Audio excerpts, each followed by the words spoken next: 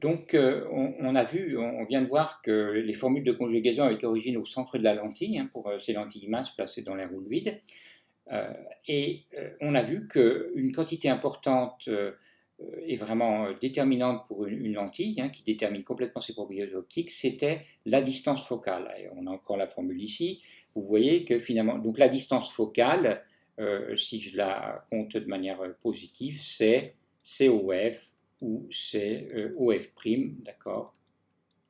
C'est cette quantité-là. Bon, donc cette distance focale, elle va, suivant la nature de la lentille, on va avoir de la lumière qui converge ou qui diverge. Alors on va regarder ça. Hein. C'est-à-dire que pour des rayons parallèles, hein, qui arrivent sur une lentille, soit on a une image réelle qui va être située a priori, qui va être située à droite de la lentille, soit on a une image virtuelle, donc située généralement à gauche. Alors, essayons de faire de regarder ces deux cas en faisant une construction géométrique sur une lentille mince. Alors, je vais commencer à tracer. Alors, si j'arrive à retrouver ma règle, voilà, elle est là. Donc, on va tracer un axe optique, premièrement.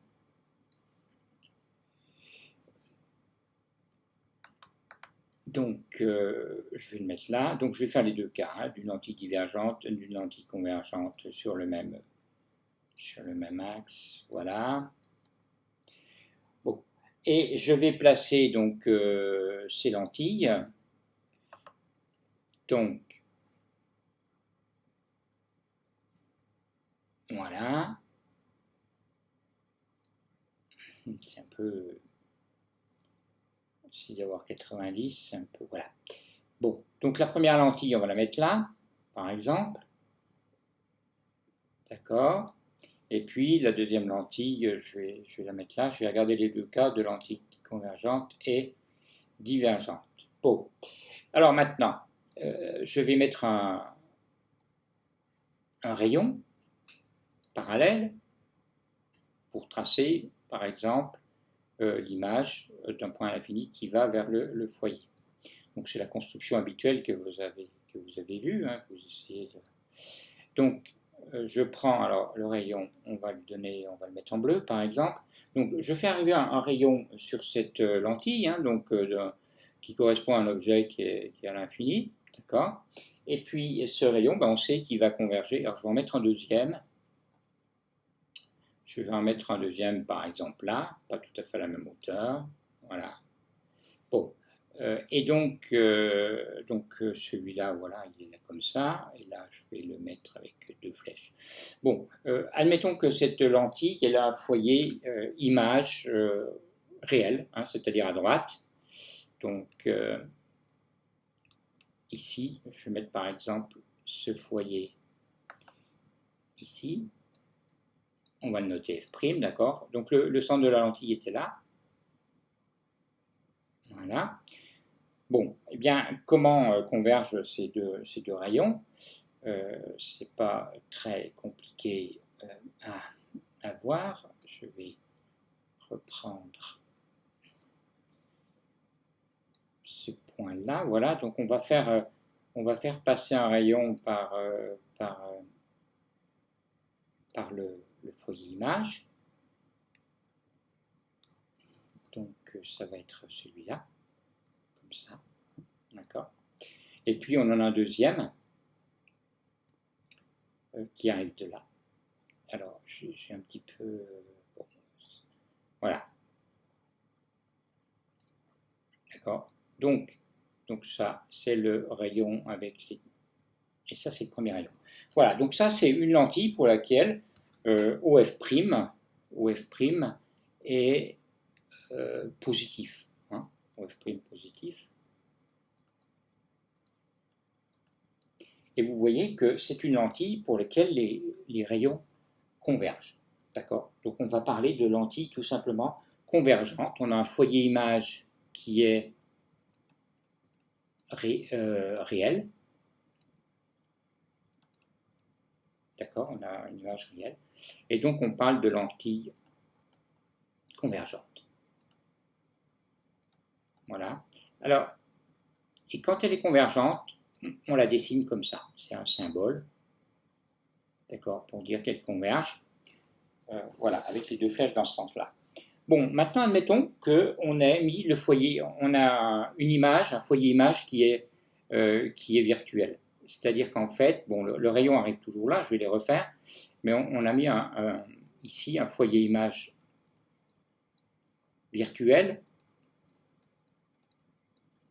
c'est-à-dire de l'autre côté. Alors, je vais tout de même réécrire un peu mieux. Voilà. Eh bien, dans ce cas-là, comment on fait la construction? Eh bien, on va reprendre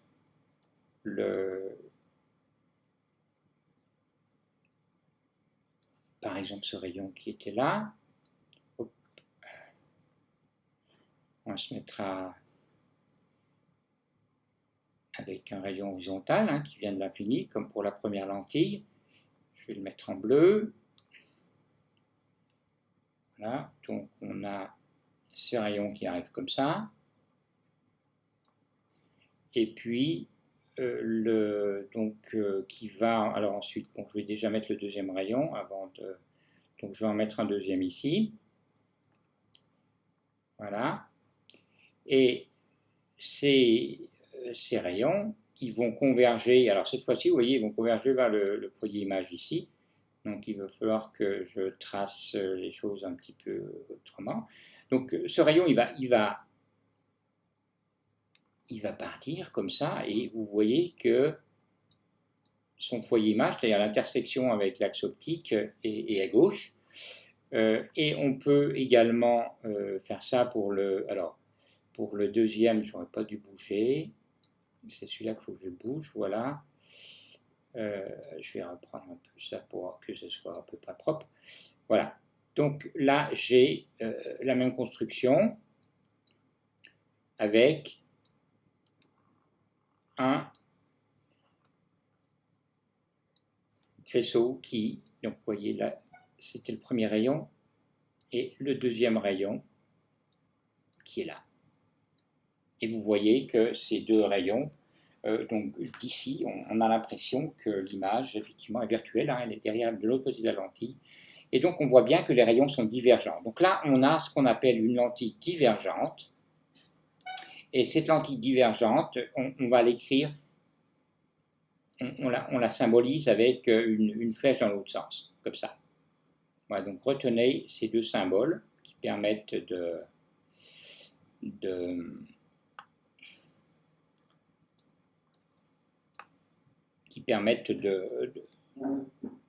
modéliser ces lentilles, hein, c'est un symbole en fait, hein, de schématiser ces lentilles. Voilà, donc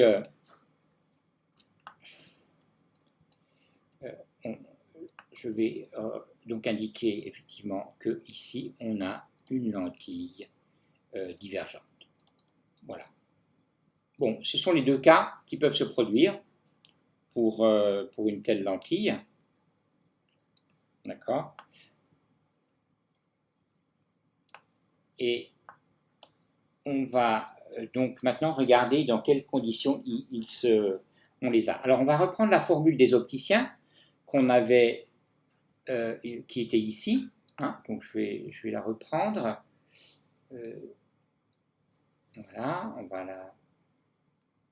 je vais la reprendre ici. Je vais la copier. Alors, copier. Voilà, et puis on va se déplacer et on va se mettre là, par exemple, et on va la coller. Voilà, alors je ne sais pas où elle est quelque part. Alors, je vais la remettre à 100, je ne sais pas où elle est. On va essayer de retrouver cette... alors, oui, la formule est là. Il faut qu'on la déplace, donc je vais la déplacer ici. Voilà. Et on va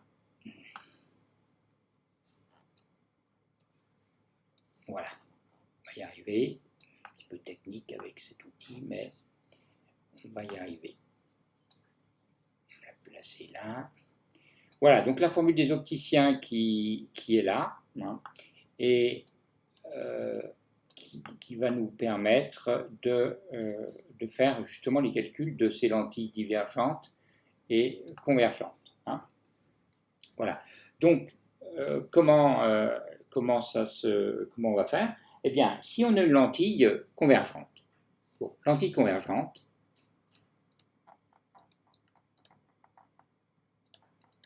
ça veut dire que OF' est positif. Vous le voyez là. Hein, une lentille divergente, ça vient à dire que OF' est négatif. Donc, maintenant, si on regarde cette formule des opticiens, vous voyez que si OF' est positif, donc pour une lentille convergente, on va commencer avec les lentilles convergentes. Pour une lentille convergente, n c'est supérieur à 1, hein, donc n-1 c'est positif.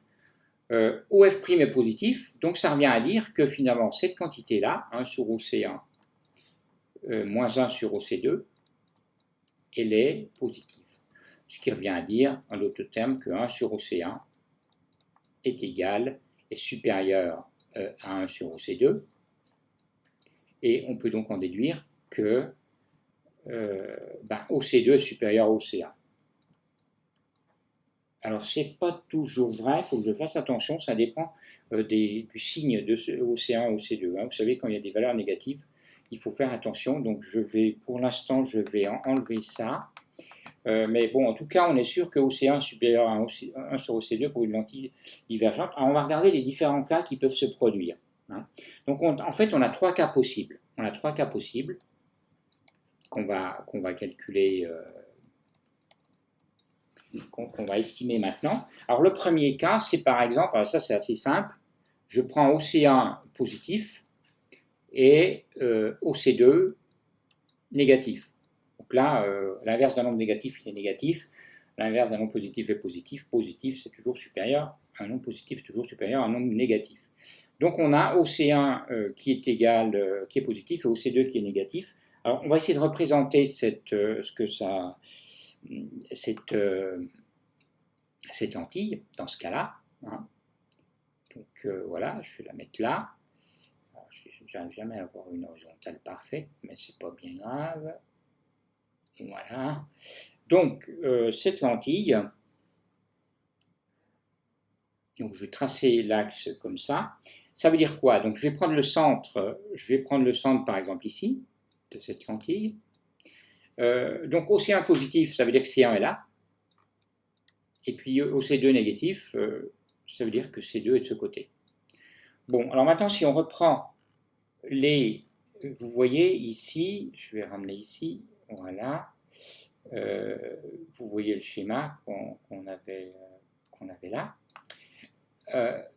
Bon, on est dans le cas, en fait, on est dans le cas de figure qu'on vient d'indiquer ici, d'accord? C'est-à-dire que on a une lentille qui a cette forme, hein, puisque le C1 est là. Donc le premier dioptre, celui de gauche, hein, et le deuxième dioptre, c'est celui de droite. Donc on va revenir ici pour essayer de tracer cette